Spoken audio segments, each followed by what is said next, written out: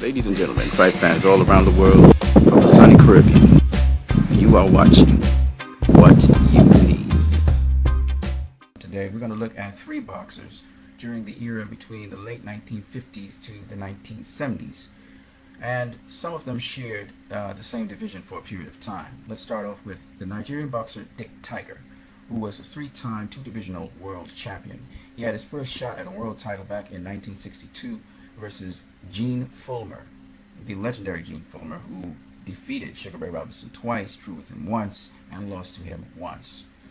In that fight, Dick Tiger was able to defeat Gene Fullmer in the full 15 rounds to win the vacant WBA World Middleweight title, which he defended successfully two more times, again against Gene Fullmer, getting a draw and then a win by retiring Gene Fullmer, but losing to Joey Giardello in his next fight.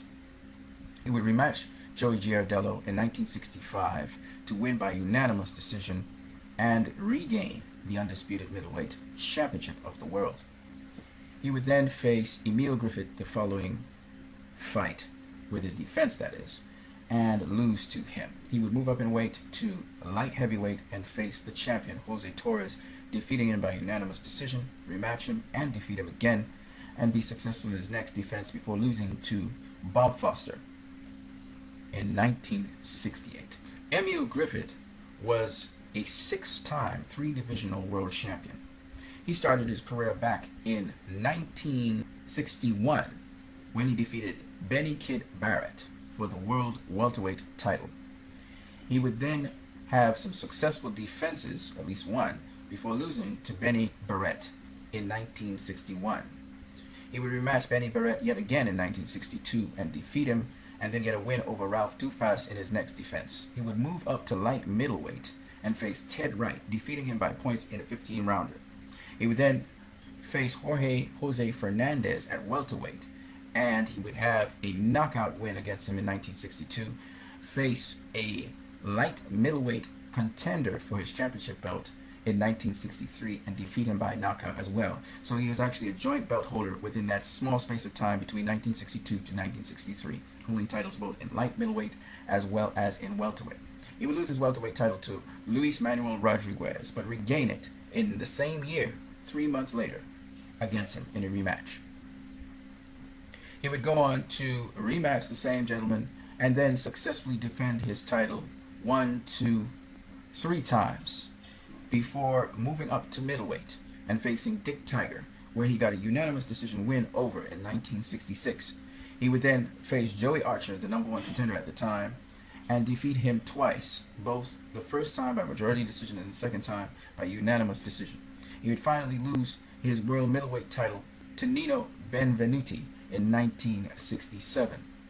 He would rematch Nino Benvenuti 5 months later and defeat him by majority decision. He would rematch Nino Benvenuti one more time, losing to him by unanimous decision. That basically ended his reign as middleweight or welterweight or light middleweight champion. He lost to other notable names like Jose Napoles and Carlos Monzon. Nino Benvenuti, born in Slovenia but fighting out of Italy, was another notable boxer. He was a three-time two-divisional world champion. He won his first world title in 1965 versus Sandro Mazzinghi, winning the undisputed super welterweight title by knocking out Mazzinghi in the 6th round.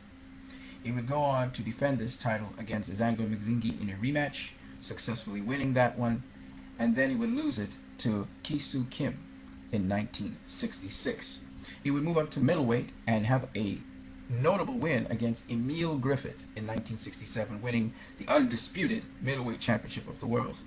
He was knocked down in the 4th round and Griffith in the 2nd. Emil Griffith would rematch him and defeat him by majority decision in the same year, but they would have one more fight in their trilogy in which he would defeat Emil Griffith in 1968, 2 months later. He would beat Don Fulmer and defend his middleweight title successfully 3 more times before losing to Carlos Monzon in 1970. He would rematch Carlos Monzon and lose once again in 1971. You can watch all the fights of these fighters I speak about on YouTube. Until then, you guys have a great one.